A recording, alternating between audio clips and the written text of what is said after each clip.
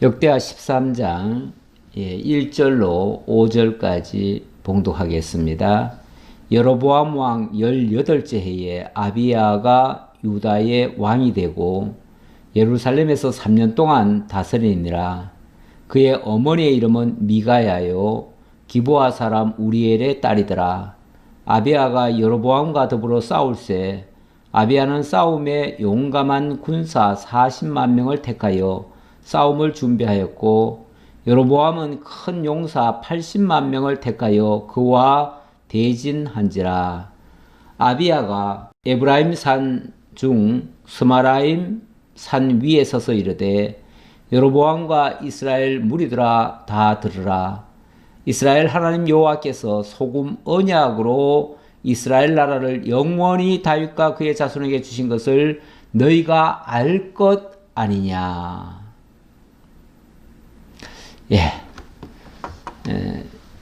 이스라엘 하나님 여호와께서 소금 언약으로 이스라엘 나라를 영원히 다윗에게 주신 것을 너희도 알지 않겠느냐, 이렇게 말하였습니다. 르호보암 시대가 끝이 나고 아비야 시대로 넘어왔습니다. 르호보암 왕은 여로보암에게 나라를 빼앗기고 너무 격분해서 어떻게 해서든지 빨리 나라를 회복하려고 전쟁을 일으켰었죠. 그때도 한 40만 명을 이끌고 북쪽 여로보암을 치려고 했습니다. 아직 북쪽은 나라가 제대로 구성되지 않았기 때문에 인간적인 생각으로 말하자면 충분히 승산이 있습니다. 치러 올라가기만 하면 북쪽의 여로보암은 아마도 우왕좌왕하다가 나라를 뺏길지도 모릅니다. 그런데 하나님께서 가로막으십니다. 싸우지 말라. 너희는 서로 형제다. 형제를 그렇게 치면 안 된다. 이런 식으로 말씀하신 거죠.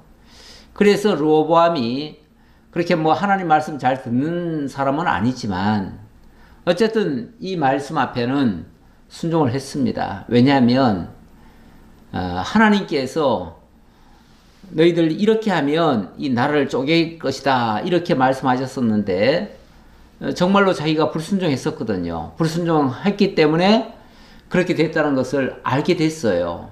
그래서 뒤늦게나마 내게 큰 실수가 있었구나 하고 조금이라도 뉘우친 것 같아요. 그래서 얼른 돌이켜서 이제 북쪽을 치겠다고 하는 생각은 접었습니다. 그렇게 해서 이제 르호보암 시대가 끝이 나고 아비암 시대로, 아비야라고도 하고 아비암이라고도 합니다. 자, 아비야 시대로 넘어왔는데 이번에는 북쪽의 여로보암이 군대를 모아가지고 남쪽을 침략을 하려고 합니다. 뭔가 남쪽이 이제 좀 약한 상태다, 이렇게 생각했는지 모르겠어요. 왜냐하면 어쨌든 르호보암 시대만 해도 강력한 그 군대가 그대로 있었잖아요. 그런데 아비야 시대로 넘어오면서 아무래도 이 정권이 바뀌면 그때가 제일 위험한 때입니다. 그래서 선거 때나 또 정권이 바뀌거나 이럴 때가 굉장히 위험한 때예요, 사실은. 자, 그런데 여로보암도 바로 그 기회를 엿보다가 유다의 전쟁을 선포했습니다. 그때가 바로 언제냐면 여로보암 왕 18째 해에 아비야가 유다의 왕이 되었고 예루살렘에서 3년 동안 다스린 때더라, 그 얘기죠. 그의 어머니는 미가야요 리브아 사람 우리엘의 딸이더라. 이 아비야는 사실은 르호보암의 대를 이어서 악한 왕이라고 이렇게 평가하고 있습니다. 다른 열왕기 쪽에서 보면은 아비야는 사실은 좀 악한 왕이에요. 아주 선한 왕은 아니에요. 그런데 아마도 하나님께서 북쪽을 통해서 깨우치려고 그렇게 하신 것 같아요. 그런데 어쨌든 전쟁이 터지니까 아비야도 정신을 번쩍 차리네요. 그러니까 요 전쟁이 터지기 전까지만 해도 아비야는 그 아버지를 이어서 같이 미련한 행동을 했어요. 분명히 잘못했어요. 그런데 전쟁이 터지고 나서는 정신이 번쩍 났는지 상당히 믿음 있는 소리를 하고 있습니다. 그래서 13장 전체가 이 아비야의 이야기인데 비교적 이 역대하에서는 뭐 아비야가 잘못했다는 얘기는 안 씁니다. 안 하고 어쨌든 아비야가 정신을 차리고 하나님 앞에 바로 서서 이 위기를 모면한다. 그런 뜻으로 이해하시면 되겠습니다. 그러니까 하나님께서 북쪽을 통해서 공격을 하게 했지만 아비야가 승리하게 하심으로써 오히려 남북 간의 전쟁에서는 전쟁을 시작한 쪽이 패하도록 이렇게 역사하신 거예요. 하나님은 그 남북 간의 전쟁을 하기를 원하지 않습니다. 그래서 르호보암이 치려고 할 때도 막으셨던 것이고요. 이번에는 북쪽이 또 준비를 단단히 했어요. 원래 이 나라가 나뉘면요, 서로 간에 믿을 수가 없습니다. 그래서 계속 평화적으로 가기가 서로 불안해가지고 안 돼요. 그래서 빨리 어떻게 해서든지 통일을 하겠다고 하는 이 욕심을 갖게 되죠. 근데 남쪽이 조금 약하다 싶으니까 북쪽이 이번에는 전체 힘을 다 모은 겁니다. 다 모아서 무려 80만 군대를 모았지요. 그래서 3절에 보니까 아비야는 싸움에 용감한 군사 40만 명을 택하여 싸움을 준비하였고 여로보암은 큰 용사 80만 명을 택하여 그와 대진한지라. 80만 명을 준비를 했네요. 그러면은 객관적인 전력으로 보면 북쪽이 훨씬 유리하죠. 남쪽은 40만 밖에 안 되고 북쪽은 80만이나 되니까요. 그래서 어차피 북쪽이 지금 나라도 더 큽니다. 이만큼이 다 북쪽 나라예요. 그리고 남쪽은 요 예루살렘을 중심으로 해가지고 요 아래 지역, 바로 유다 지역이 전부입니다. 자, 이런 상태에서 북쪽은 무려 80만 명이 됐고요. 80만 명, 남쪽은 40만 명. 상대가 안 되죠. 그런데 어떻게 됐을까요?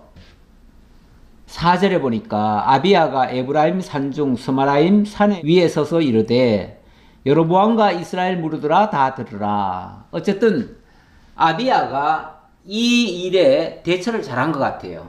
일단 요 산 위에 올라갔습니다. 산 위에 올라가서 북쪽을 향해서 외치는 겁니다.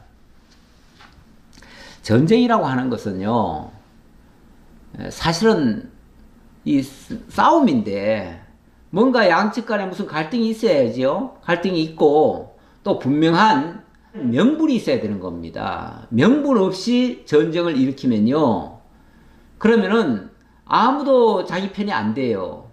자기 동족마저도 야 이거는 아니다 하면은 그 싸움에 적극적으로 나서질 않아요. 이렇게 되면 명분 없는 싸움은요 항상 패하게 돼 있습니다. 그래서 전쟁은 하기 전에 먼저 명분부터 쌓아야 됩니다.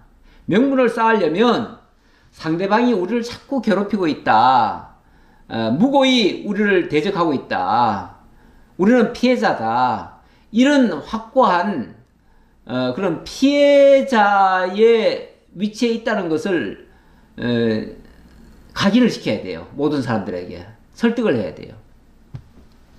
그리고 나서 만약에 너희들이 먼저 공격을 했으니까 만약에 이 전쟁에 나중에 책임을 묻는다고 하면 너희들이 책임을 져야 된다. 이렇게 말을 하죠. 말을 하더라도 그렇게 하죠. 원래 전쟁이라고 하는 것이 막상 벌어지면 서로 상대방 탓하죠. 상대방 탓을 합니다. 탓을 하기 때문에, 그래서 어쨌든 전쟁을 하려고 하면 먼저 명분 쌓기를 하고, 명분 쌓기를 하다가 특별히 명분 쌓을 만한 게 없으면요 공작도 하죠. 경우에 따라서는. 그래서 상대방이 공격한 적도 없는데 공격했다라고 어떤 사건을 하나 만들어 가지고 그걸 자작으로 할 수도 있습니다.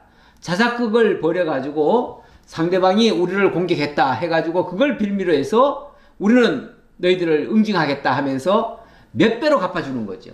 아니, 원래는 예를 들어서 한 가지를 잘못했다고 칩시다. 그럼 그 한 가지 잘못한 거에 대해서 사과를 요구하고 그 사과에 대해서 적절한 보상을 하지 않으면, 보상을 하면 그냥 그걸로 끝내야 되고요. 만약에 보상을 하지 않으면 거기에 상한 만큼 처벌을 가해야 맞지요. 그러면 끝이에요.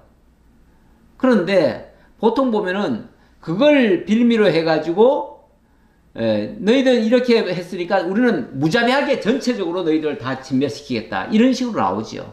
그러니까 결국은 그런 식으로 만약에 공격을 해가지고 기습적으로 상대방을 침략해서 제압을 한다고 하면 그거는요, 어떤 명분이 있다 할지라도 그거는 전쟁을 위한 뭐 조작을 했든지 뭐 했든지 어쨌든 명분을 쌓은 거예요.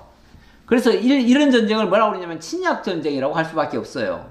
그러니까 침략을 하기 위해서 고의적으로 어떤 명분을 만드는 거죠. 그 명분이 사실은 정직한 명분도 아니에요. 진짜 자기네들이 억울해서 그런 것도 아니에요.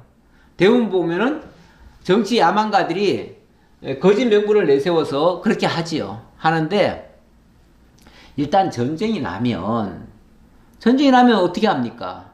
일단 싸워야죠. 싸울 수밖에 없어요. 싸우는데 사실 백성들은, 전쟁을 원하는 백성은 아무도 없습니다. 꼭 보면은 전쟁은 정치 지도자들이 전쟁을 일으켜요. 그거는 자기의 어떤 야망이 있고요. 그 야망을 채우기 위한 수단으로서 전쟁을 일으키고, 전쟁이 일어나면은 백성들이 어찌 보면 그 총알 받으러 나가야 되잖아요. 그럼 피해는 고스란히 백성들의 몫이에요. 어찌 보면 전쟁을 원하지 않는 자들이 전쟁의 피해자가 돼요. 그리고 정치 야망가들은 뒤에서 조종만 하다가 만약에 승리를 거뒀다 그러면 자기네들이 그 모든 영광은 자기네들 것으로 또 돌리죠. 그래서 전쟁이라고 하는 건 사실은 일어나지 않도록 사전에 조심하는 것이 맞지요. 그래서 이 전선을 맞대고 있는 그런 적대 국가가 옆에 있다면 그런 나라와는 분쟁하지 않기 위해서 사전에 좀 노력을 해야 됩니다. 서로 간에 어떤 오해가 발생해도 안 되니까요. 전쟁이라고 하는 거는 꼭 이렇게 어떤 거짓 명분을 내세워서 전쟁이 일어날 수도 있지만, 경우에 따라서는 이거 좀 착오가 있어가지고 그 착오 때문에 일어날 수도 있거든요. 서로 간에 어떤 오해될 만한 것들을 다 풀어야죠. 풀어야 돼요. 그런 오해가 있지 않도록 하기 위해서 사실 우리나라 같은 경우는 남북 간에 직통 전화를 원래 개설했지요. 그래가지고 혹시 무슨 일이 있으면 전화를 바로 해가지고 지금 현재 어디에 무슨 일이 있었는데 그게 무슨 일이냐, 자초지종을 이야기해라. 그래가지고 만약에 그게 오해거리면은 그냥 풀고 넘어가요. 오해가 아니고 진짜면요. 그러면은 그 전쟁에 대한 책임을 지어야죠. 그 문제에 대한 책임을 지어야죠. 그래서 만약에 누가 도발을 했다 그러면 그 도발한 사람을 처벌을 해라. 그러면 더 이상 이 문제 삼지 않겠다. 그러나 만약에 발뺌이나 하고 거짓말하고 이러면은 그러면 응징을 하겠다 하고서 응징하는 거죠. 응징을 하더라도 그거는 지역에서 끝나요. 그렇게 하면. 근데 만약에 이게 전면전으로 전쟁이 터졌다? 그러면은 전쟁은요, 거기는 무슨 인정사정이라는 게 없습니다. 전쟁은 일단 일어나면 무조건 상대방을 꺾어야 돼요. 응징을 해야 되고 또 승리를 해야 돼요. 만약에 승리하지 못하면 그냥 조금 손해보는 정도가 아니라 아예 국가 존립 자체가 이제 무너지잖아요. 국가가 무너지면은 백성들도 다 함께 망할 수가 있어요. 그리고 어차피 전쟁이라고 하는 것은 수많은 피를 흘리게 됩니다. 그래서 양자 간에 피를 안 볼 수가 없습니다. 자, 어쨌든 이렇게 전쟁이 일어났어요. 일어났고 여기서 이 남쪽의 아비야 왕이 어떤 면에서 지혜롭게 대처를 한 것 같아요. 일단 전쟁을 북쪽 여로보암이 먼저 일으켰습니다. 이번에는 명백하게 북쪽 여로보암이 일으킨 거예요. 일으켰으니까 남쪽에서는 이 전쟁의 부당함을 일단 말로라도 이야기를 해야 됩니다. 그게 일종의 명분이에요. 우리에게 명분이 있다는 거죠. 쉽게 말하면 너들은 무자비한 어떤 침략 전쟁을 한 것이고, 우리는 만약에 전쟁이 전면적으로 붙는다면 우리가 하는 전쟁은 침략이 아니라 우리는 방어하는 전쟁이다. 너희들이 공격했으니 우리는 방어하지 않을 수가 없다. 그리고 이 방어를 통해서 만약에 너희들을 다 진멸한다고 해도 그 책임은 우리가 있는 게 아니라 너희 책임이다. 전적으로 이번 전쟁은 너희 것이다. 그러니까 너희 백성들도 이 사실을 알고 덤비려면 덤벼라. 이제 이런 식으로 얘기를 하는 거죠. 명분을 얘기하는 거예요. 그러면서 또 한편으로는 이렇게 얘기합니다. 자, 이번 전쟁의 책임은 너희들에게 있다라는 걸 먼저 얘기하고, 그 다음에 두 번째는 5절에 이렇게 얘기합니다. 이스라엘 하나님 여호와께서 소금 언약으로 이스라엘 나라를 영원히 다윗과 그의 자손에게 주신 것을 너희도 알지 않느냐, 이런 식으로 이야기를 한 겁니다. 다시 말하면 남쪽 유다는 어쨌든 다윗 왕국이 세워진 겁니다. 그리고 그 다윗은 하나님께서 일찍이 다윗에게 소금 언약을 주셨다는 거예요. 하나님께서 다윗과 영원히 함께 하시겠다고 하는 그런 언약을 하셨어요. 그렇다면 여기 이제 소금 언약이라고 얘기를 했는데, 소금 언약이라는 말은 불변이라는 거예요. 뭐 설령 유다의 왕이 조금 실수하고 좀 잘못하고 범죄하고 하더라도 그래도 하나님은 변함이 없다, 그 말이에요. 그래서 변함없는 언약이다 해서 소금 언약이라 이렇게 표현을 한 거예요. 우리 하나님께서 다윗에게는 항상 등불을 주시겠다고 말씀하지 않았나요?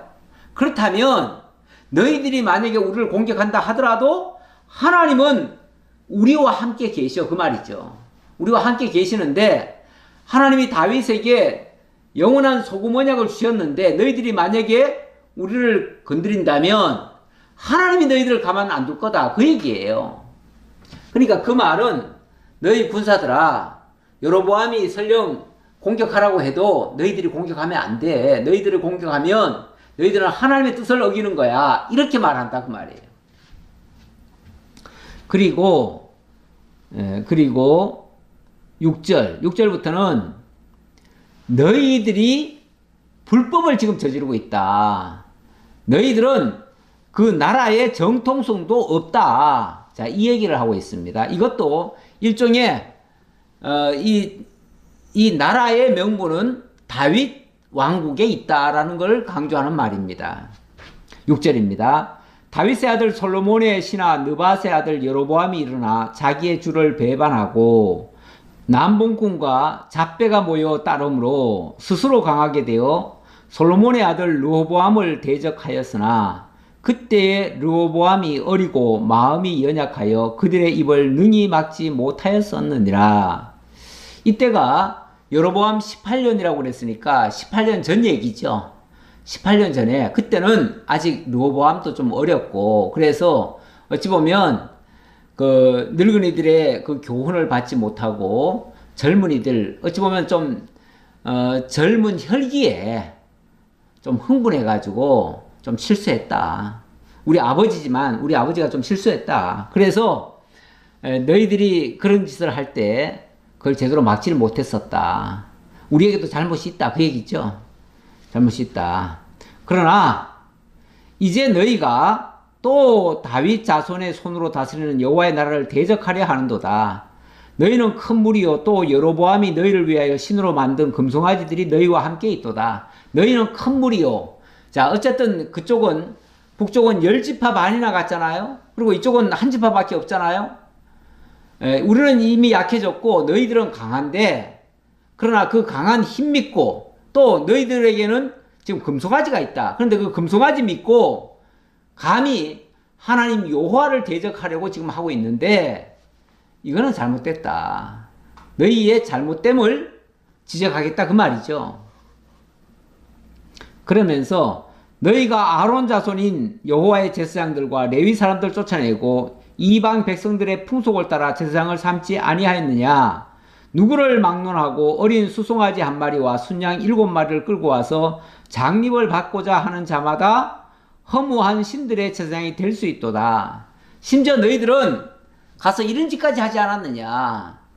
하나님 여호와를 섬기던 레위 제사장들 다 내쫓아버리고, 지난번에 그 여로보암이 그 짓 했잖아요. 레위 제사장들을 다 파직을 시켜버렸어요. 파면을 시켜버렸어요. 파면을 시키고 누구든지 제사장이 되고자 하는 사람은 자원해라.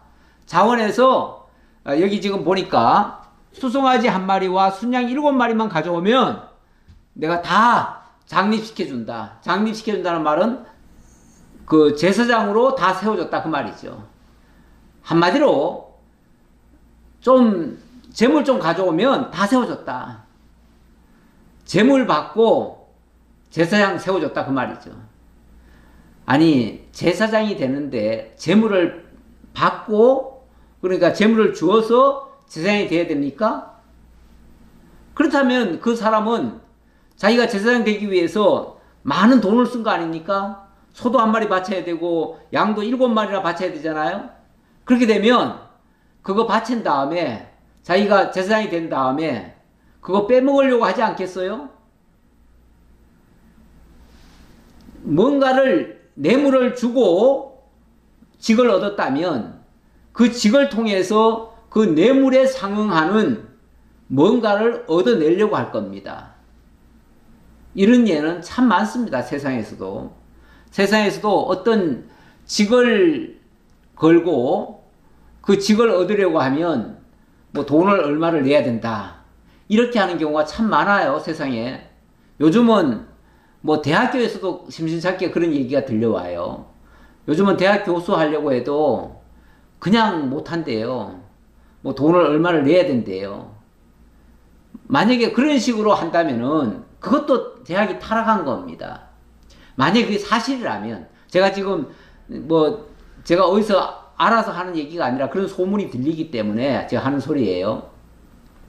마찬가지로 뭐 교회에서도 직을 장립을 하려면은 전에 어느 교파에 보니까 뭐 장로는 5천만 원 이상, 요즘은 아마 1억까지 내라고 하는 데도 있을지 몰라요. 가끔 그런 소리가 들려와요.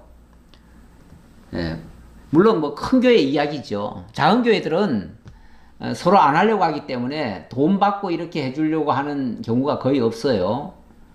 하지만은 큰 교회들은 보면은 서로 그 명예를 서로 차지하려고, 왜냐하면 그 명예를 차지하면 그 교회의 권위자가 되고 그 교회에서 어떤 사업을 하면 성공을 할 수 있고, 그만큼 자기가 돈을 들인 만큼 또 많은 이득을 얻어갈 수가 있어요. 그래서 어찌 보면 많은 돈을 써서라도 직을 얻으려고 하는 경우가 가끔씩 있어요. 있다고 해요. 이건 뭐 제가 직접 겪은 얘기가 아니라서 단언적으로 얘기할 수는 없고요. 그런 이야기도 심심찮게 들려와요. 만약에 그렇다면, 만약에 돈을 주고 직을 얻었다고 하면 자기는 그 직을 이용해 가지고 또 그만큼을 돈벌이로 사용할지 몰라요. 그렇게 되면 순수한 직이 아니죠. 그 직을 이용해서 결국 경제적 이득을 얻겠다는 거 아니겠어요? 그러면 그것도 일종의 장사지요. 그리고 그걸 통해서 얻어내는 것은 하나님과 가까이 가는 게 아니라 결국은 돈신을 찾아가는 거 아니겠어요? 이렇게 되면 그 교회는 완전 타락한 교회가 되어지죠. 돈 때문에 직임이 왔다 갔다 하니까요. 그런데 여기 지금 여로보암이 그 짓을 했네요. 보니까 여로보암이 소 1마리에다가 그 양 7마리를 가져오면 누구든지 다 장립을 시켜줬대요. 그러면 그 장립된 사람이 어떻게 했겠어요? 엉망진창이야, 한마디로. 이렇게 엉망진창인 사람들이 하나님의 약속대로 지금 다윗 왕국을 지켜가고 있는 나라에 대해서 전쟁을 선포해요? 누가 누구한테 지금 전쟁을 선포하고 있어요? 불의한 무리들이 지금 하나님 앞에 있는 자들을 지금 죽이려고 이렇게 지금 덤벼드는 거 아니겠어요? 지금 왜 이 말을 하냐면, 너희들이 지금 전쟁을 벌이지만 너희들은 전쟁할 명분 없어, 그 말이죠. 그거 가르쳐 주려는 거예요. 그러면서 10절, 우리에게는 여호와께서 우리 하나님이 되시니 우리가 그를 배반하지 아니하였고 여호와를 섬기는 제사장들이 있으니 아론의 자손이요 또 레위 사람들이 수종들어 매일 아침 저녁으로 여호와 앞에 번제를 드리며 분향하며 또 깨끗한 상에 진설병을 놓고 또 금 등잔대가 있어 그 등에 저녁마다 불을 켜나니 우리는 우리 하나님 여호와의 계명을 지키나 너희는 그를 배반하였느니라. 다시 말하면 우리는 하나님 앞에 지금 바르게 하고 있다. 어쨌든 물론 제가 아까 아비야도 그렇게 선한 왕은 아니었다라고 말씀드렸습니다. 하지만 이 전쟁을 계기로 해서 지금 상당히 지금 말하는 거 봐서는 바르게 말하고 있어요. 그러니까 전쟁이라고 하는 것이 분명히 나쁜 건 사실이지만 이렇게 부패한 자에게 뭔가 깨우쳐 주기 위한 하나님의 역사이기는 합니다. 우리 이런 걸 일종의 뭐 시험이라고도 할 수 있죠. 시험도 원래 시험 받을 때는 굉장히 어렵고 힘들지만요. 징계도 마찬가지고요. 징계도 그 받을 그 순간은 괴롭고 힘든 일이지만 그 시험이나 징계가 그 과정을 지나고 나면요. 하나님에 대해서 엄청난 걸 배우게 됩니다. 배우고 나서 깨닫고 돌이키면 이전보다 더 좋게 되어줄 수도 있어요. 그래서 이 시험이나 징계가 그것을 제대로 알고 받으면요. 유익합니다. 나쁘지 않아요. 지금 아비야도 어떤 면에서 지금 이런 가운데 지금 있는 겁니다. 그래서 정신을 좀 차린 것 같아요. 지금 말하는 거 봐서는요. 굉장히 정말 선한 왕처럼 이야기를 하고 있어요. 그러나 열왕기 쪽에서는 분명히 아비야도 선한 왕은 아니었다. 그래서 하나님께서 이런 어려움을 주셨다. 이 어려움은 어떤 면에서 이스라엘이 미워서가 아니라 이스라엘로 하여금 깨우치게 하려고 그래서 징계 차원일 수도 있다. 또는 하나님이 정말로 하나님을 의지하나 안 하나 그거 시험하시는 거였다. 이렇게도 볼 수 있다 그 말이에요. 하나님이 우리와 함께하사 우리의 머리가 되시고 그와 제사장들도 우리와 함께하여 전쟁의 나팔을 불어 너희를 공격하느니라. 이스라엘 자손들아 너희 조상들의 하나님 여호와와 싸우지 말라. 너희가 형통하지 못하리라. 자, 이 왕은 끝까지 뭘 합니까? 북쪽 이스라엘을 향해서 호소를 하는 겁니다. 호소를 해요.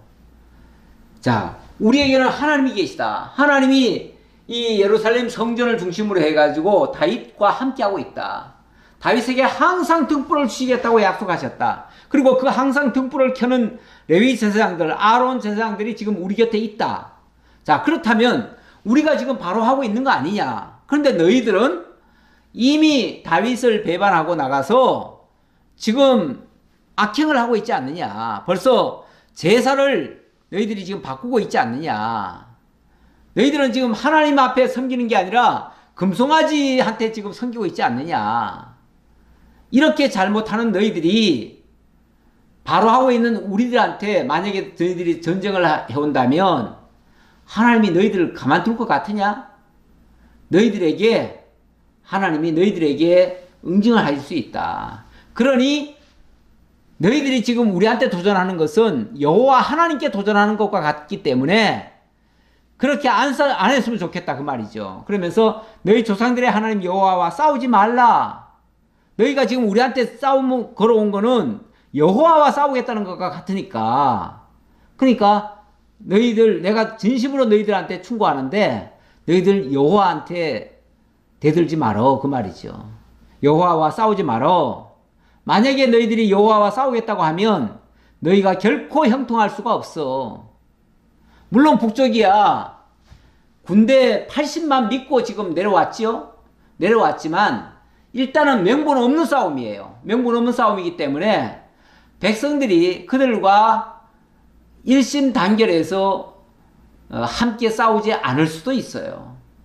전쟁이라고 하는 거는요, 군사들이 그 전쟁에 명분이 있어가지고 어떤 억울함을 당하고 그래서 정말 모두가 다 복수심에 불타면요, 그 군대에 못 이깁니다. 왜냐하면 그때는 정말 죽기 살기로 싸웁니다. 하지만 만약에 정당하지 못한 전쟁, 누가 봐도 이거는 미친 짓이다 라고 생각하는 전쟁을 만약에 한다면요, 군인들이 전쟁하라고 하니까 나가긴 나가는데 의욕이 없어요. 내가 왜 싸워야 되지? 누굴 위해 싸워야 되지? 이 명분 없는 싸움에 왜 이 불의한 전쟁에 내가 참가해야 되지? 이렇게 생각해요. 그렇게 생각하면 적을 보고도요, 적을 죽이려고 하는 게 아니라 우리가 잘못하고 있는데, 그래서 벌써 사기가 떨어져요, 사기가.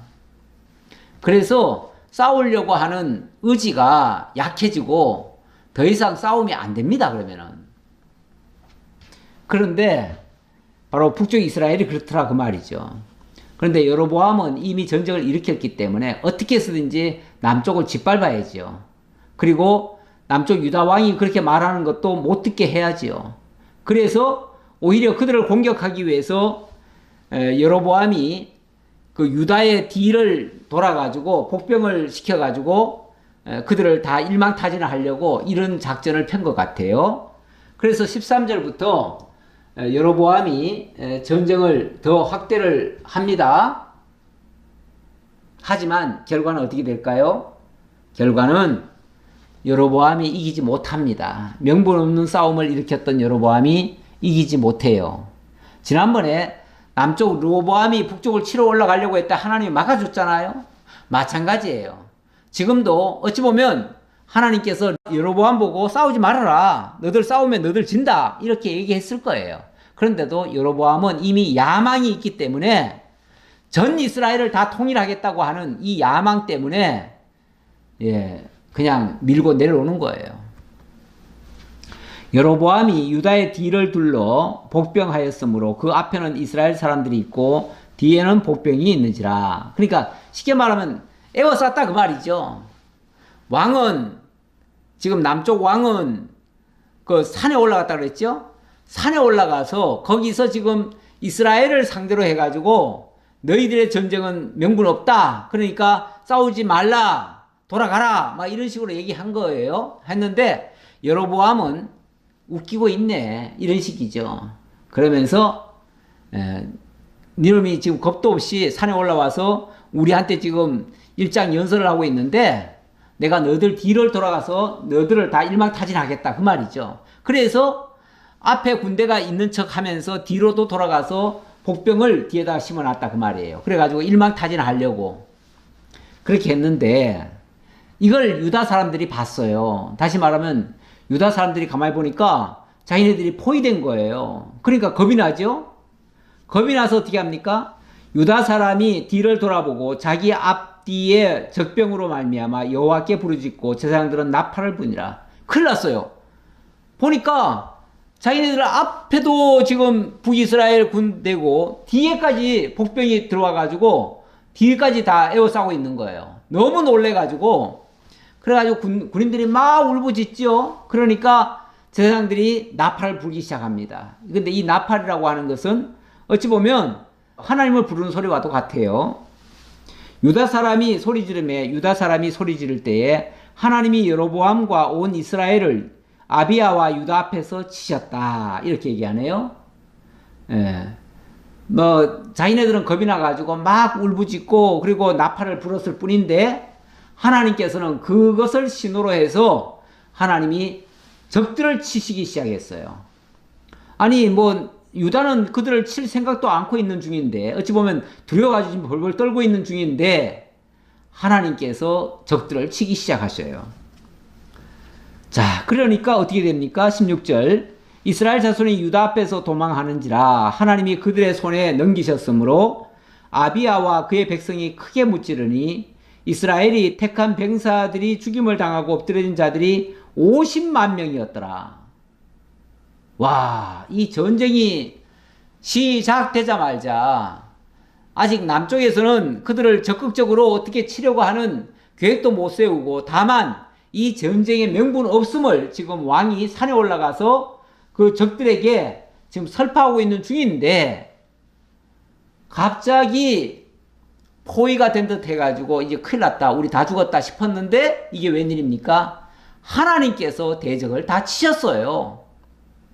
하나님께서 대적을 치셨어요. 이러니 남쪽 유다로서는 뭐 크게 힘들이지 않고 적들을 물리친 꼴이에요. 근데 어떻게 물리쳤는지는 정확히 모르겠어요. 정확히는 모르겠으나 하나님께서 그들의 손에 북이스라엘 군대를 넘기셨대요. 이 남유다의 손에 하나님이 적들을 다 붙여줬다는 거죠.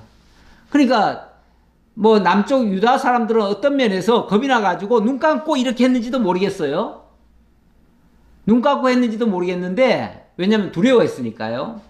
그런데 적들이 막 쓰러지는 거예요. 남쪽이 움직이기만 하면 저들은 퍽퍽퍽 쓰러지는 거예요. 마치 뭐 옛날 영화에 장풍으로 한번 휙 하니까 그냥 앞에서 쫘라락 다 쓰러지듯이 이 남쪽 유다 군대가 뭐 좀 겁이 나가지고 벌벌 떨면서도 이렇게 했는데 그들이 그냥 그 앞에서 다 쓰러져 버리는 거예요. 그래서 전쟁을 하고 보니까 무려 50만 명이 죽임을 당했어요. 북쪽이 50만 명 죽임 당하는 동안에 그럼 남쪽은 뭐 얼마나 많이 죽었을까? 보니까 얼마 죽었다는 얘기가 없네요.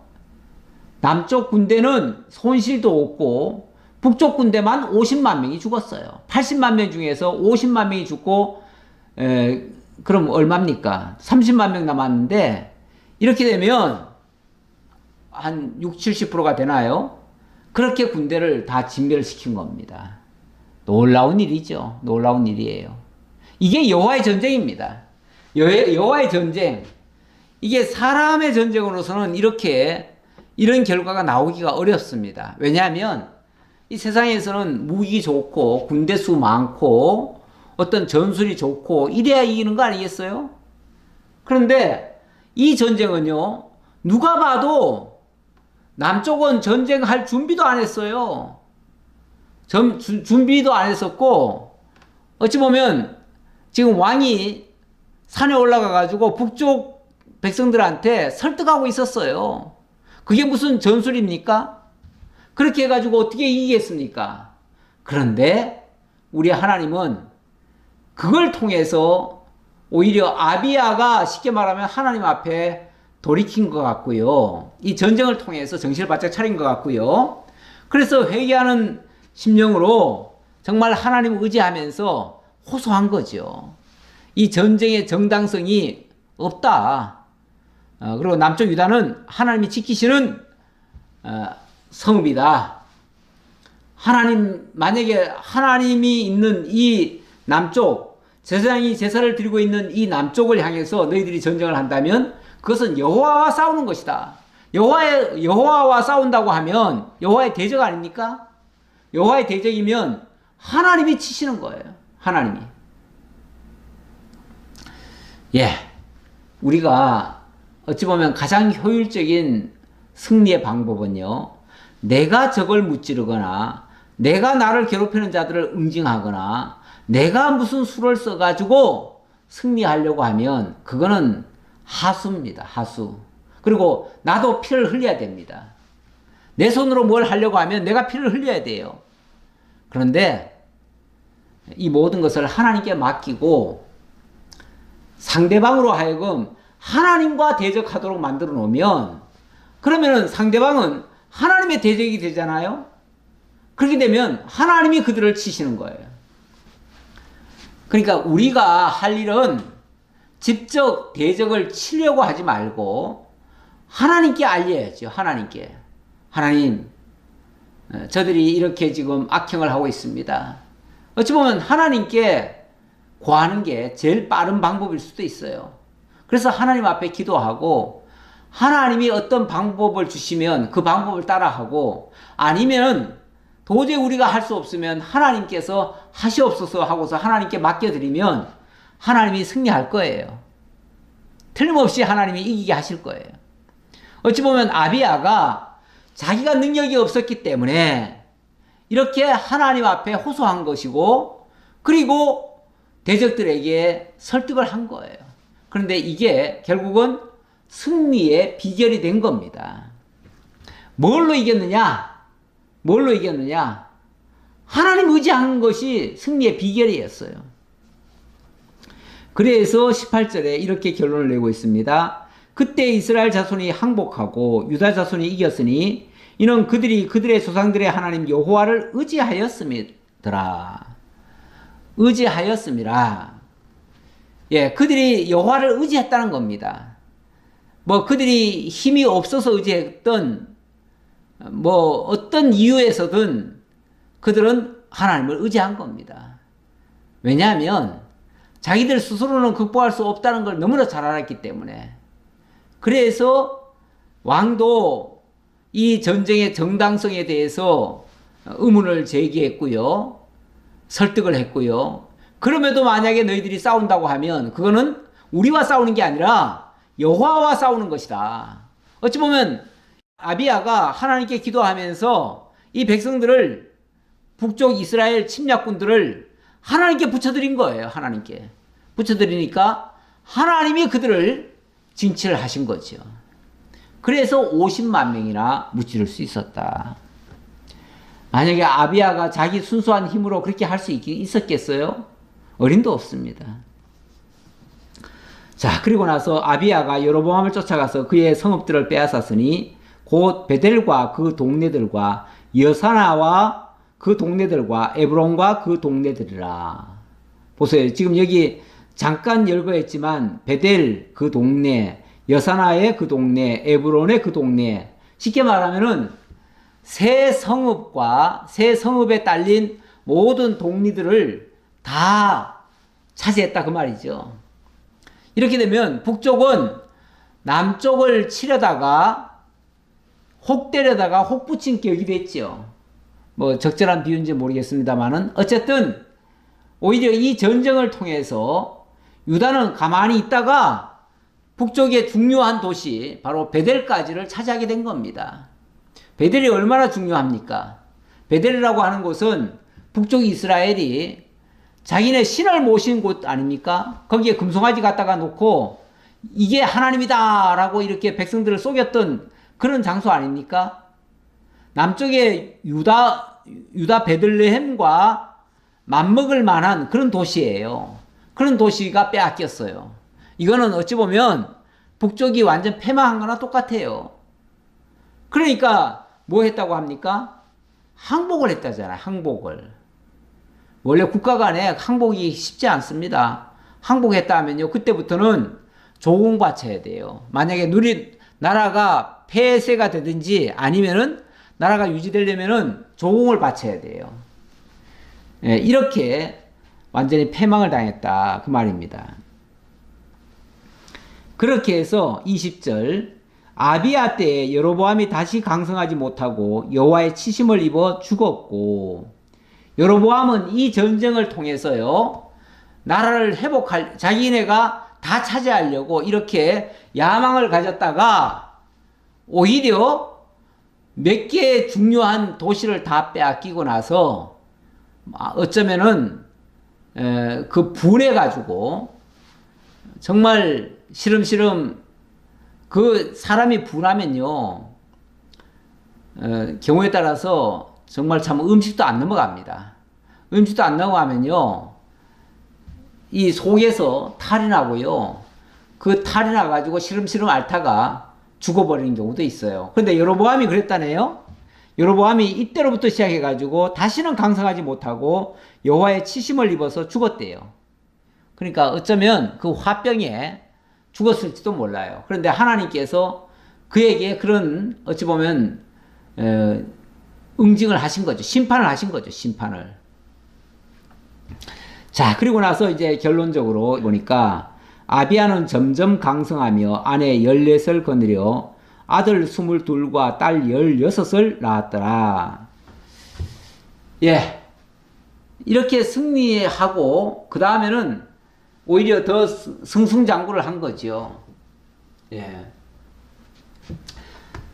사무엘상 17장 47절을 가져왔는데요. 여기 보니까 이 전쟁은 바로 여호와의 전쟁이다. 그리고 전쟁은 여호와께 속했다. 이 사실을 증거를 하네요. 다윗이 옛날에 했던 말인데 너무나 유명한 말이기 때문에 우리가 기억할 필요가 있어요. 또 여호와의 구원하심이 칼과 창에 있지 아니함을 이 무리에게 알게 하리라. 전쟁은 여호와께 속한 것인즉 그가 너희를 우리 손에 넘기시리라. 예, 이렇게 전적으로 하나님만 믿고 돌팔매 가지고 그 적진 골리앗을 향해서 뛰어가면서 한 말입니다. 이게 얼마나 유명한 말입니까? 자, 그 다음 또 한 말씀은 요거는 야시엘이 이르되 온 유다와 예루살렘 주민과 여호사밧 왕이여. 이거는 여호사밧 왕에게 한 말입니다.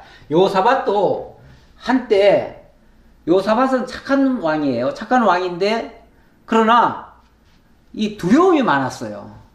그래가지고 북쪽 이스라엘과 연합을 하고 이렇게 해가지고 좀 실수를 많이 했어요. 너무 착한 것도, 이 지도자급에 있는 사람은요 너무 착해도 문제입니다. 왜냐하면 너무 착하면은 이용하는 자에게 넘어갈 수도 있어요. 쏘을 수도 있어요. 근데 여호사밧이 대표적으로 너무 착해가지고 북쪽 이스라엘 왕한테 사돈도 맺었잖아요. 사돈 맺고 그들과 협력하다가 낭패를 만났죠. 그래가지고 그때 큰 정말 위기에 봉착했을 때 하나님이 하시는 말씀입니다. 선지자를 통해서 이렇게 말해요. 여호와께서 이같이 너에게 말씀하시기를 너희는 이 큰 무리로 말미암아 두려워하거나 놀라지 말라. 이 전쟁은 너희에게 속한 것이 아니요 하나님께 속한 것이니라.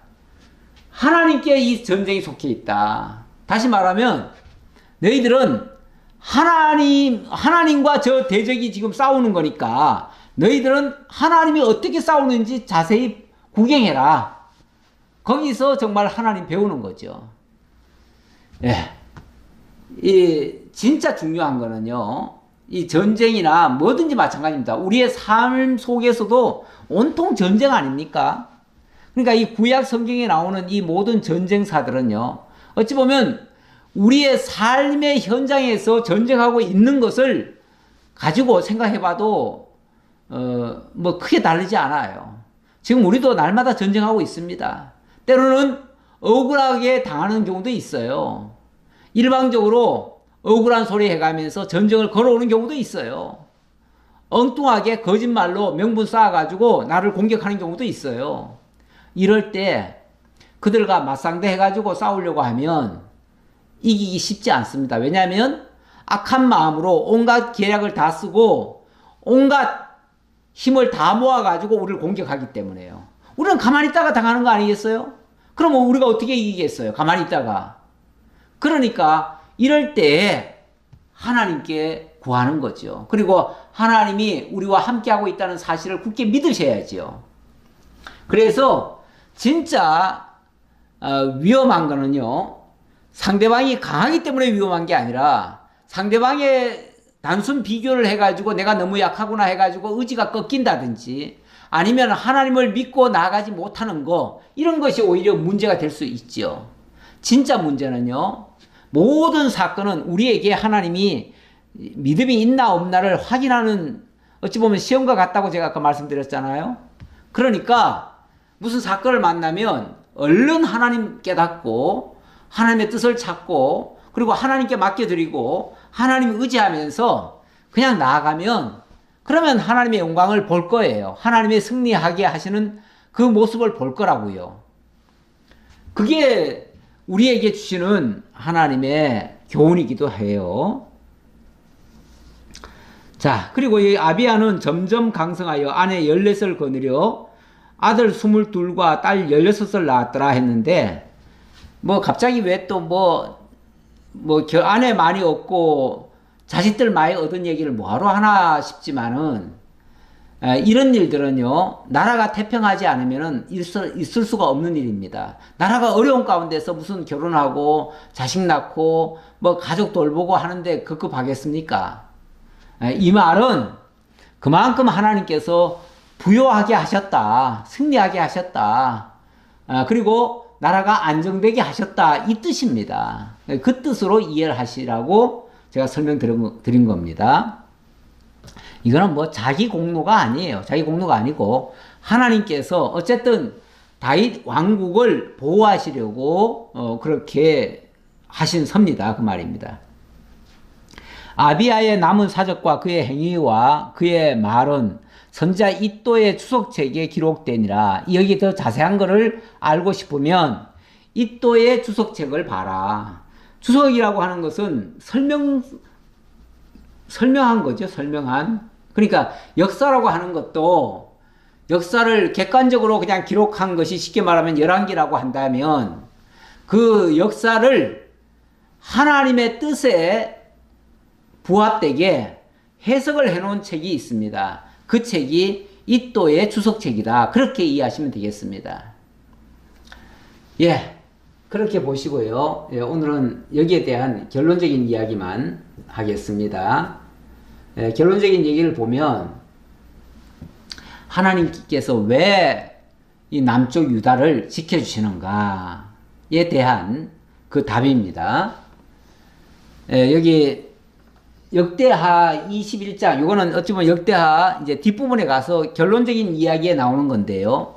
이때는 요람이 왕위에 있을 때인데 이 요람은 좀 나쁜 짓을 많이 했어요. 그럼에도 불구하고 얼마나 나쁜 짓을 많이 했냐면은 아합의 짓과 같이 했다고 하잖아요. 북이스라엘의 제일 악한 왕이 아합 왕이거든요. 그 아합 왕이 왜냐면 그 부인이 누구냐면 이세벨이에요. 이세벨의 조종을 받은 그 아합과 쉽게 말하면 아합의 지금 사위가 됐어요. 남쪽의 왕이 북쪽 왕과 그 공주와 결혼을 했어요. 결혼을 하고 이세벨의 조종을 받은 거예요. 그러니까 얼마나 악해요. 이렇게 되면 다윗 왕국 망하게 생겼거든요. 그런데 하나님이 어떻게 하셨느냐?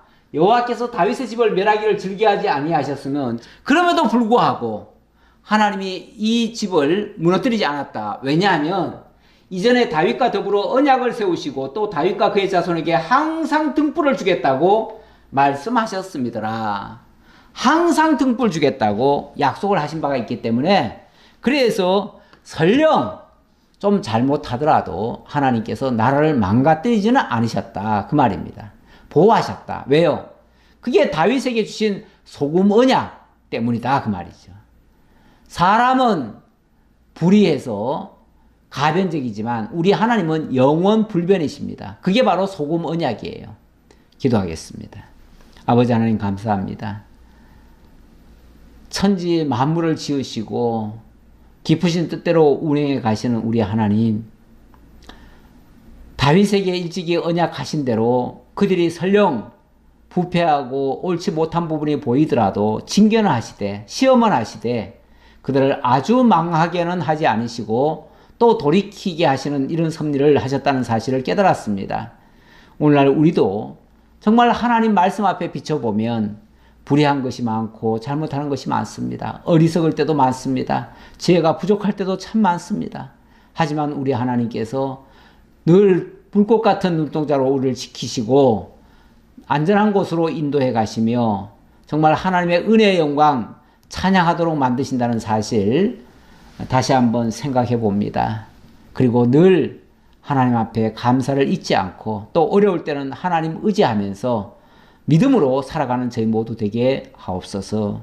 감사드렸고 예수님 이름으로 기도하옵나이다. 아멘.